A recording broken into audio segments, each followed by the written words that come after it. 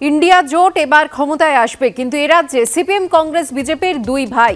ফের সিপিএম কংগ্রেসকে আক্রমণ কুণাল ঘোষের। পশ্চিমবঙ্গে বিজেপিকে 42টি আসনেই হারানোর টার্গেট তৃণমূল কংগ্রেসের, যাতে 2024-এর 15ই আগস্ট মমতা বন্দ্যোপাধ্যায় লালকেল্লা থেকে জাতীয় পতাকা উত্তোলন করে জাতির উদ্দেশ্যে ভাষণ দিতে পারেন। সিপিএমকে একটা ভোটও দেবেন না। সিপিএমকে একটা ভোট দেওয়ার অর্থ ঘুরিয়ে বিজেপিকে সাহায্য করা। ফের সিপিএম কংগ্রেসকে আক্রমণ কুণাল ঘোষের।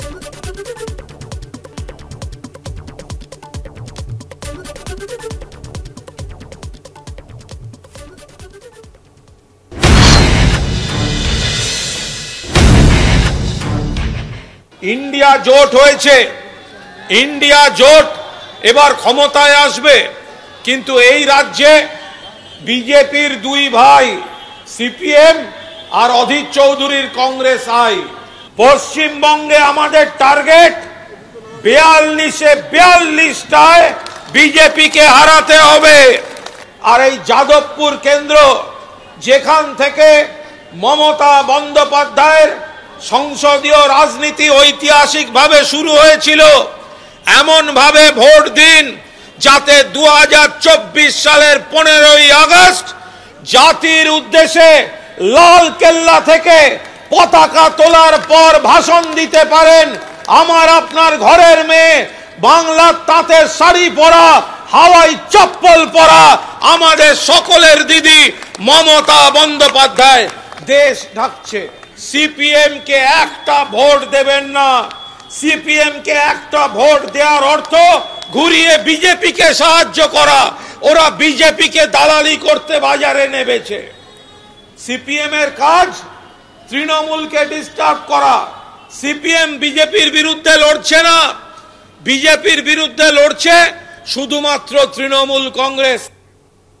গোয়া, মণিপুর, মিজোরামে ভোট কেটে বিজেপিকে সুবিধা করে দিয়েছিল কে? প্রশ্ন ছুড়ে পাল্টা আক্রমণ শানিয়েছেন প্রদেশ কংগ্রেস মুখপাত্র সৌম্য আইচ রায়। ব্রিগেডের সভা থেকে ভয় পেয়ে এসব বলছে। তৃণমূলের রাজ্য সাধারণ সম্পাদককে কটাক্ষ সিপিএম এর কেন্দ্রীয় কমিটির সদস্য সুজন চক্রবর্তীর। ব্রিগেডের মিটিং এর পর বিজেপি এবং তৃণমূল দুজনেই ভয় পেয়ে গেছে। তৃণমূল জানে যে নিজের ভোটে সে জিততে পারবে না, তাই অ্যাপিল করতে হচ্ছে। বিজেপি জানে নিজের ভোটে সে জিততে পারবে না, তাই অ্যাপিল করতে হচ্ছে। আমরা গোটা রাজ্যে সবাই মানুষ জানেন, মানুষের দাবি নিয়ে প্রচার আন্দোলন চলতে চলতে ব্রিগেডের সভা, এবং সেই সভাতে স্পষ্ট হয়েছে মানুষের দাবিতে, মানুষের লড়াইতে বামপন্থার কোনো বিকল্প নেই। তৃণমূল এবং বিজেপি এই দুইয়ের বিরুদ্ধে মানুষ যেন ঐক্যবদ্ধ থাকেন, এটাই হওয়া উচিত আমাদের কথা।